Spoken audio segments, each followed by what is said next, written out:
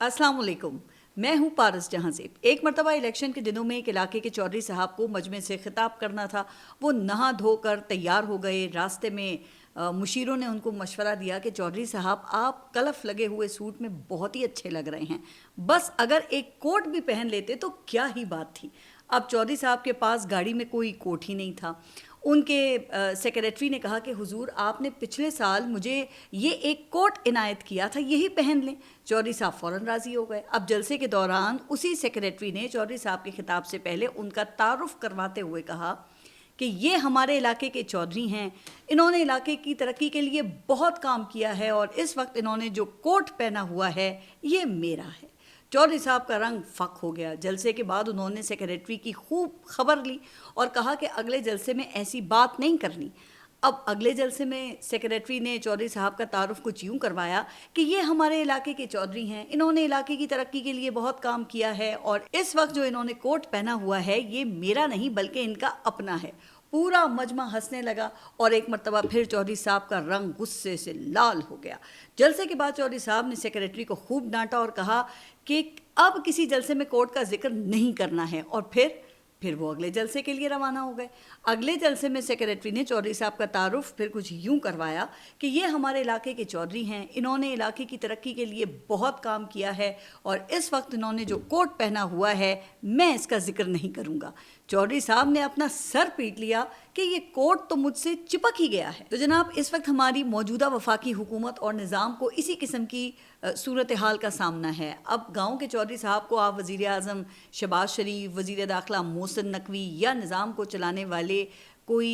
ताकतवर शख्सियत ही आप समझ लें और इस कोर्ट को इमरान खान तस्वुर कर लें। यानी कि इमरान खान इस निज़ाम के साथ बिल्कुल इसी तरह चिपक गया है कि किसी तरह जान ही नहीं छूट रही। हुकूमत ने मीडिया पर इमरान खान की तस्वीर और इमरान खान के नाम पर पाबंदी लगाई। 2022 से लेकर आज 16 जून 2026 तक इमरान खान का जिक्र हर तरह से ख़त्म करने की पूरी कोशिश करके देख ली गई।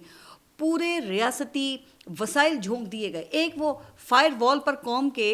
40 अरब रुपए तक फूंक दिए गए, लेकिन इमरान खान है कि इनकी जान छोड़ने का नाम ही नहीं लेता है। पार्लियामेंट में इमरान खान, सूबाई असम्बलियों में इमरान खान, अदलिया में इमरान खान, सोशल मीडिया पर इमरान खान। आप देख लेना कि हर तरफ इमरान खान ही इमरान खान होती रहती है हर वक्त। अच्छा, आज पाकिस्तान तहरीक इंसाफ ने अडियाला के बाहर 10,000 अफराद को जमा करने का ऐलान किया हुआ था। अच्छा, अभी इस व्लॉग के अपलोड होने तक तो सुहेल आफरीदी का कुछ अता पता नहीं था। फिर अडियाला के बाहर भी कारकुनान की काबिल जिक्र तादाद नहीं आई है। जाहिर है कि ये इतनी बड़ी तादाद नहीं है कि हुकूमत पे किसी किस्म का कोई दबाव या प्रेशर डाला जाए, लेकिन दूसरी तरफ अदलिया में भी इमरान खान के तस्करे ही हैं। अब एक तरफ इस्लामाबाद हाई कोर्ट में इमरान खान की अलकादिर ट्रस्ट केस की समाअत जारी है जो कि अब 18 जून को होनी है। फिर इसी केस में जमानत मुस्तरद होने के खिलाफ पाकिस्तान तहरीक इंसाफ ने सुप्रीम कोर्ट में अपील दायर करनी है, जिसके लिए इमरान खान के वकला को इमरान खान से मिलने की इजाज़त नहीं दी जा रही है। अच्छा, इसके अलावा कल इस्लामाबाद हाई कोर्ट में बजट के सिलसिले में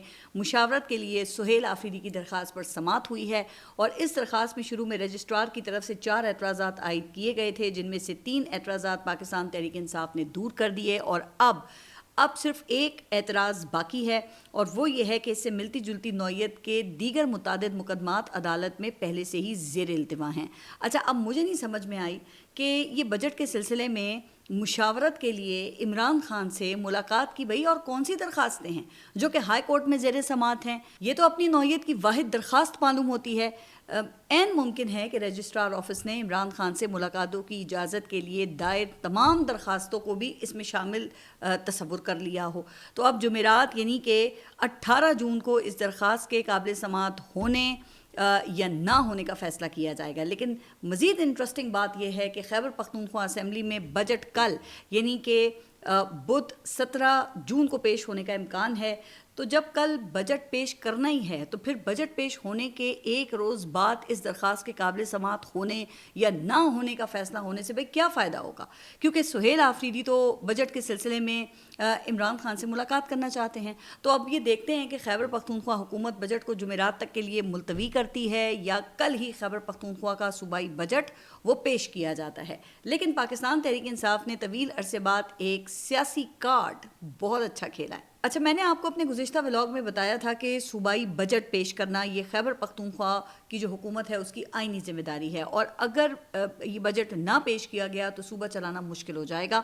اور وفاق کو صوبے میں گورنر راج وغیرہ جیسے جو اقدامات ہیں وہ لینے کا ظاہر ہے کہ ایک بہانہ مل جائے گا۔ لیکن اب پاکستان تحریک انصاف نے ایسا فیصلہ کیا ہے جس سے سانپ بھی مر جائے اور لاٹھی بھی نہ ٹوٹنے کا امکان ہے۔ ذرائع کے مطابق پاکستان تحریک انصاف نے فیصلہ کیا ہے کہ فی الحال صرف 3 مہینے کا عبوری بجٹ پیش کیا جائے گا تاکہ آئینی ذمہ داری وہ بھی پوری ہو جائے اور حکومت پر عمران خان سے ملاقات کے لیے جو پریشر ہے وہ بھی برقرار رہے۔ ویسے بھی اب خیبر پختونخوا حکومت پر علیمہ خان اور پاکستان تحریک انصاف کے کارکنان کی طرف سے بجٹ نہ پیش کرنے کا شدید دباؤ تھا، جس کا شاید اب یہی حل نکالا گیا ہے کہ اطلاعات یہ ہیں کہ محکمہ خزانہ خیبر پختونخوا نے 2 بجٹ تیار کیے ہیں، ایک بجٹ پورے سال کے لیے اور دوسرا بجٹ صرف ابتدائی 3 ماہ کے لیے۔ اب اگلے مالی سال کا بجٹ کب پیش کیا جائے گا تو اس حوالے سے صوبائی حکومت نے ابھی تک تو کوئی فیصلہ نہیں کیا ہے، اور امکان یہ ہے کہ 3 ماہ کا بجٹ کل یا پرسوں پیش کر دیا جائے گا۔ اب وزیر اعلیٰ خیبر پختونخوا سہیل آفریدی نے وفاقی حکومت پر وعدہ خلافی کے بھی الزامات عائد کیے ہیں، اور ایک الزام یہ لگایا جا رہا ہے کہ سہیل آفریدی کو اقتصادی رابطہ کمیٹی کے اجلاس میں آنے اور صوبے کے ترقیاتی بجٹ میں سے وفاق کو پیسے دینے پر رضامندی سے عمران خان سے ملاقات کو مشروط کر دیا گیا تھا۔ وزیر اعظم نے سہیل آفریدی کی عمران خان سے ملاقات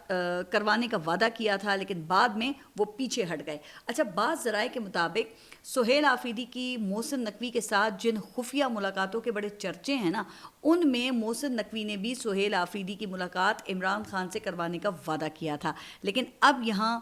حکومت کی ایک جینوئن مجبوری بھی ہو سکتی ہے۔ اب بقول سہیل آفریدی شہباز شریف ایک مرتبہ پہلے بھی سہیل آفریدی کی درخواست پر یہ کہہ چکے ہیں کہ جی پوچھ کر بتاؤں گا۔ اب ممکن ہے کہ عمران خان سے ملاقات کروانے کا اختیار وہ وزیر اعظم شہباز شریف اور وزیر داخلہ محسن نقوی دونوں میں سے کسی کے پاس بھی نہ ہونا، اور یہ اختیار کسی اور کے پاس ہو اور پوچھنے پر وہاں سے اسٹریٹ نہ کر دی گئی ہو۔ لہٰذا سہیل آفریدی کو وزیر اعظم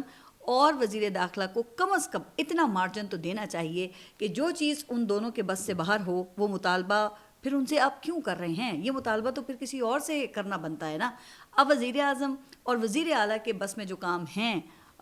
تو انہی کاموں سے متعلق سوالات ان سے ہونے چاہیے، مثلاً کہ یہ مہنگائی میں اضافہ، پیٹرول کی قیمتوں میں بھاری پتھر دل پر رکھ کر اضافہ کرنا، پھر صبح شام اٹھتے بیٹھتے فیلڈ مارشل کی تعریفیں بیان کرنا، دہشت گردی میں شہید ہونے والے معصوم عوام اور جو قیمتی سیکیورٹی اہلکار ہیں ان کی شہادتوں پہ تعزیت کرنا وغیرہ وغیرہ۔ لیکن پاکستان تحریک انصاف ہے کہ وہ وزیر اعظم اور جو وزیر داخلہ ہیں ان سے عمران خان سے ملاقاتوں کے لیے گارنٹی حاصل کرنا چاہتی ہے۔ واہ، اس سادگی پہ کون نہ مر جائے اے خدا۔ تو جناب یہ صورتحال ہے اس وقت کہ سڑکوں، سوشل میڈیا، اقتصادی رابطہ کمیٹی کے اجلاسوں تک میں عمران خان کی باز گشت ہے، اور کل یہ باز گشت پارلیمنٹ میں بھی سنائی دی گئی۔ مولانا فضل الرحمان نے قومی اسمبلی میں عمران خان کی رہائی کا مطالبہ کیا ہے، اور انہوں نے یہ بھی کہا کہ عمران خان کو باہر آنے دیں، اور اس وقت ملک میں ہم آہنگی کی فضا کی ضرورت ہے، ایک شخص کے باہر آنے سے کچھ نہیں ہوگا۔ مولانا فضل الرحمان نے یہ کہا کہ لوگ مجھ پر تنقید یہ کرتے ہیں کہ پہلے تو آپ عمران خان پر بہت تنقید کیا کرتے تھے، اب کیوں نہیں کرتے؟ تو مولانا صاحب نے مزید یہ کہا کہ ان لوگوں سے میں یہ کہتا ہوں کہ یہ میرا مزاج نہیں ہے کہ میرا مخالف جیل میں ہو، اس کے ہاتھ پاؤں بندھے ہوں اور میں اس کے خلاف بات کروں۔ اسے باہر لاؤ، وہ بھی بات کرے گا اور ہم بھی بات کریں گے، یہ کوئی ایسا بڑا مسئلہ نہیں ہے۔ اب مولانا فضل الرحمان وہ بہت ہی ایک سمجھدار اور جہاں دیدہ سیاستدان ہیں۔ اس ملک میں اگر کوئی سیاست میں زرداری صاحب کو ٹکر دے سکتا ہے نا تو کہا جاتا ہے کہ وہ مولانا فضل الرحمان ہی ہیں، لیکن یہاں پر لگتا ہے کہ یا تو مولانا صاحب جو ہیں وہ کچھ زیادہ ہی سادگی کا مظاہرہ کر گئے ہیں یا پھر انہیں حقیقت معلوم ہے، لیکن وہ اس حکومت سے کوئی اپنا حساب کتاب چکتا کرنا چاہتے ہیں، ورنہ مولانا صاحب کو بھی یہ معلوم ہوگا کہ عمران خان کا جیل میں رہنا ہی اس نظام کی گارنٹی ہے، اور اس نظام کے چلانے والے اندر خانے اس بات کو بڑی اچھی طرح سے مانتے بھی ہیں، ورنہ وہ اتنے پاگل نہیں ہیں کہ سیاسی عدم استحکام کی وجہ سے معیشت کی تباہی برداشت کرتے رہیں اور عمران خان کو جیل سے باہر نہ نکالیں۔ یہ سب کو ہی معلوم ہے کہ عمران خان جس دن جیل سے باہر آئے گا نا، اس نظام کو تو تگنی کا ناچ نچا دے گا، کیونکہ ابھی تک یہی امکان ہے کہ جب وہ آئے گا تو ڈیل کے بغیر ہی آئے گا، اور پھر اس نظام کی کہیں بھی جگہ نہیں بچے گی. لہٰذا میرے خیال سے مولانا فضل الرحمان نے سیاسی گریس کا مظاہرہ کرتے ہوئے ایک تیر سے دو شکار کیے ہیں. اب عمران خان کو رہا کرنے کا مطالبہ کر کے مولانا نے بلا واسطہ اس حکومت کے گھر جانے کا مطالبہ بھی کر دیا ہے نا, لیکن حکومت کو شاید اس بات کی سمجھ وہ کچھ دیر کے بعد آئے گی, اور تب تک یہ حکومت 28ویں ترمیم پر مولانا کو راضی کرنے میں ہی لگی رہے گی. چلیں ذرا آگے بڑھتے ہیں, اور وزیر دفاع خواجہ آصف نے پھر مختلف ایشوز پر لب کشائی کی ہے, اور جب وہ نیشنل ایشوز پر کچھ بولتے ہیں نا تو پھر دھڑکا ہی لگا رہتا ہے کہ پتہ نہیں کیا قیامت ڈھا دیں. لیکن اس مرتبہ انہوں نے ہاتھ ہولا رکھا ہے اور صرف اس نظام کی تعریفیں کرنے پر ہی اکتفا کیا ہے. اپنے ایک ٹویٹ میں خواجہ آصف نے کہا کہ فیلڈ مارشل عاصم منیر نے 1 سال کے عرصے میں اللہ کے فضل و کرم سے 2 جنگیں جیت لی ہیں. انہوں نے کہا کہ فیلڈ مارشل عاصم منیر بھارت کے خلاف فاتح سپہ سالار اور امن کے محاذ پر صبر و تحمل کے ساتھ کامیاب سفارتکار کے طور پہ سامنے آئے ہیں اور دونوں محاذوں پر سرخرو رہے ہیں. چلیں یہاں تک تو دیکھیں ان کی بات درست ہے کہ پاکستان نے الحمدللہ بھارت سے جنگ جیتی, اور پھر امریکہ ایران معاہدے میں کامیاب ثالثی بھی یہ پاکستان کے لیے ایک بہت بڑی جیت ہے, کامیابی ہے, اور پوری دنیا میں پاکستان کی ان دونوں کامیابیوں کا اس وقت خوب ڈنکا بج رہا ہے, اور اس کا کریڈٹ بھی فیلڈ مارشل کو جاتا ہے. لیکن جناب خواجہ آصف صاحب, یہ آخری اطلاعات آنے تک آپ اس ملک کے وزیر دفاع ہی ہیں نا, اور فیلڈ مارشل عاصم منیر آئینی طور پہ آپ کے ماتحت ہیں, تو اس پورے قصے میں آپ کہاں غائب تھے؟ نہ اسلام آباد میں ہونے والے امریکہ ایران مذاکرات میں آپ کہیں دکھائی دیے, اور نہ ہی آپ ٹرمپ کے ساتھ ملاقاتوں یا وزیر داخلہ محسن نقوی کے ایران کے دوروں کے دوران ہمیں دکھائی دیے, بلکہ آپ تو فیلڈ مارشل عاصم منیر کے ساتھ آخری مرتبہ کب دکھائی دیے تھے یہ مجھے یاد نہیں ہے. تو پھر آپ کو فیلڈ مارشل کی کامیابیوں کے بجائے بھئی اپنے کسی کریڈٹ کے بارے میں بتانا چاہیے تھا نا. لیکن ایک موقع پر تو آپ نے عین اس وقت بے موقع ٹویٹ کر دیا تھا جب یہ امریکہ اور ایران کی جو ٹاپ قیادت ہے وہ اسلام آباد میں مذاکرات کے لیے موجود تھی. آپ کے اس ٹویٹ نے نا مذاکرات کو تقریباً دی اینڈ ہی کر دیا تھا. پھر شاید کہیں سے سرزنش ہونے پر پھر خواجہ آصف نے خود وہ جو ٹویٹ تھا ان کا اس کو ڈیلیٹ کیا, یا پھر ایکس نے خود ہی اس ٹویٹ کو ایکس پر سے ہٹا دیا. ہاں, اس کے بعد سے آپ پھر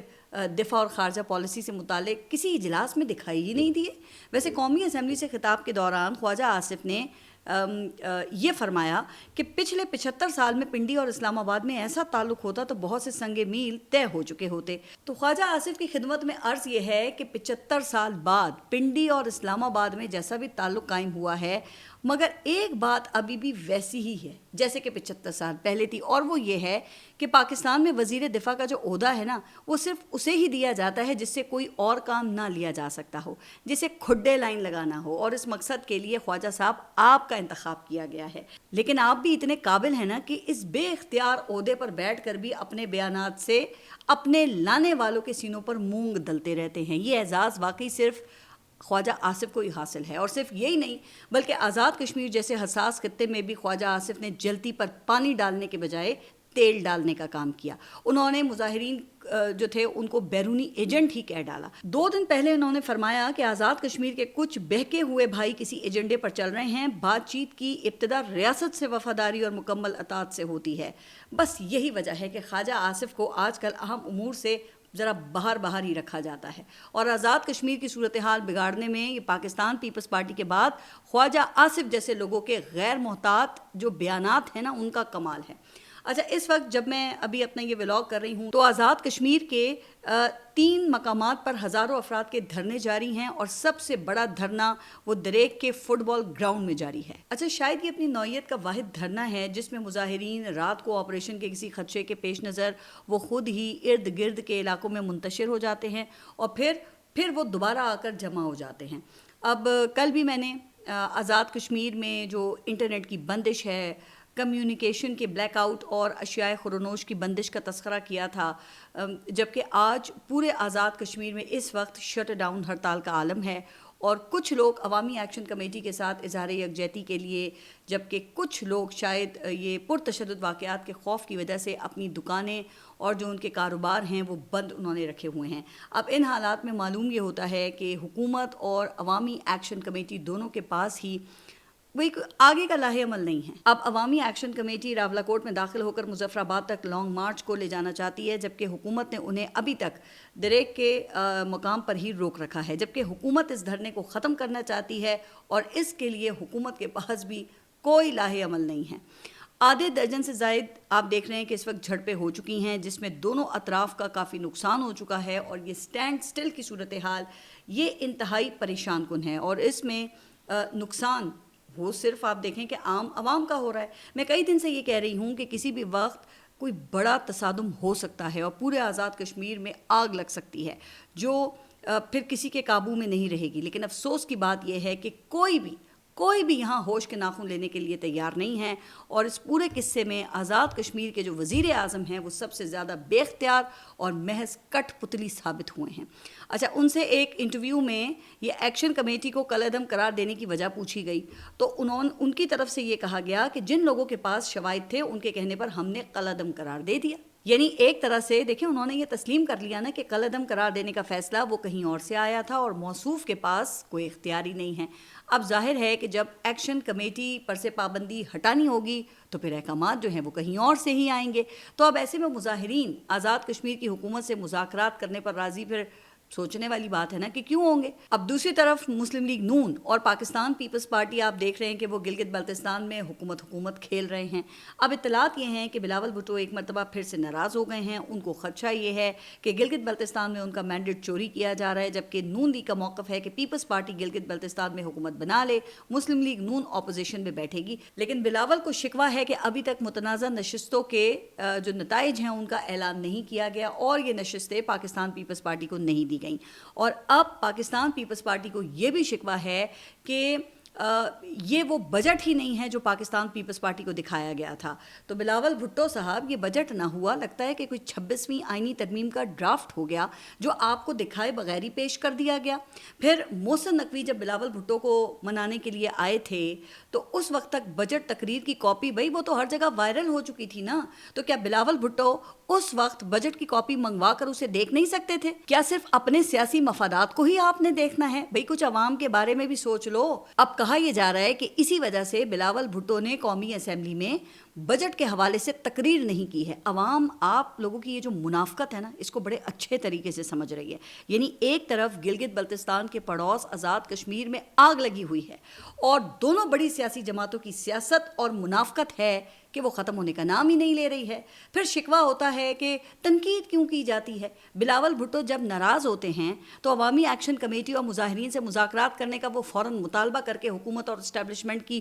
دکھتی رگ کے اوپر ہاتھ رکھ دیتے ہیں، انہیں دباؤ میں لانے کی کوشش کرتے ہیں، حالانکہ وہ آزاد کشمیر میں اپنی ہی جماعت کے وزیر اعظم کو مظاہرین سے مذاکرات کرنے کا حکم دے کر اپنا ہی کیا ہوا مطالبہ وہ پورا کر سکتے ہیں نا۔ لیکن بہرحال اچھا، ان تمام یہ پریشان کن خبروں میں ایک حوصلہ افزا خبر وہ امریکہ اور ایران معاہدہ ہے، جس پر اب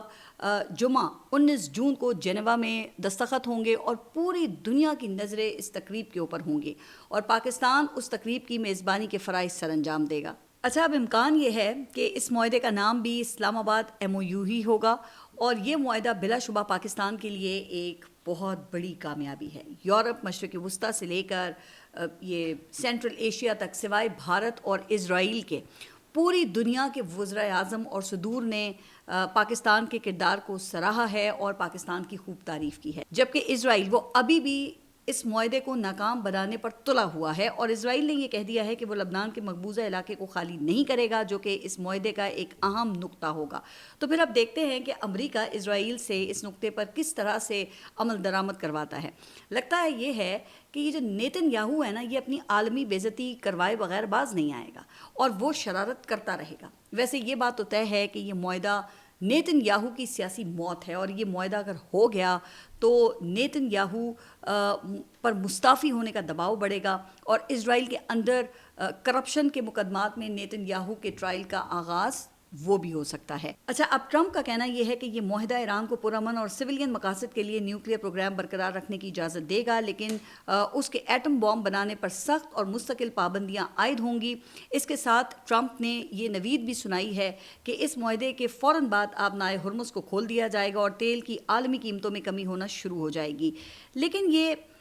پاکستانی حکومت کے لیے نا یہ بہت بڑا امتحان ہوگا، کیونکہ انہوں نے اگلے مالی سال کا ٹیکس ہدف زیادہ تر یہ پیٹرول اور ڈیزل کی قیمتوں پر ہی تو پورا کرنا ہے۔ تو جناب اب دیکھتے ہیں کہ اس معاہدے کا یہ پاکستانی عوام کو بھی کوئی ریلیف ملتا ہے یا بس حکومت صرف اپنی تعریفیں ہی करवाती रहेगी। लेकिन पाकिस्तान के मशरक़ वस्ती में अमन की तमाम तर कोशिशों के बावजूद पाकिस्तान हाल ही में शाया होने वाले ये ग्लोबल पीस इंडेक्स रिपोर्ट में 152वें नंबर पर है, और ये इंडेक्स एक ऑस्ट्रेलियन गैर सरकारी तंजीम the institute for economics and piece की जानिब से किया जाता है। और इस रिपोर्ट के मुताबिक इस साल पाकिस्तान की 6 दर्जा तनज़्ज़ुली हुई है, जबकि भारत 127, बांग्लादेश 117, जबकि मिस्र, लीबिया, सऊदी अरब और ईरान भी पाकिस्तान से बेहतर है। खैर, अब इस एनजीओ की क्रेडिबिलिटी पर सवालात उठाए जा सकते हैं, लेकिन फिर ये भी तो मालूम करना होगा ना कि इस इदारे की ईरान, सऊदी अरब, लीबिया और मिस्र जैसे ममालिक से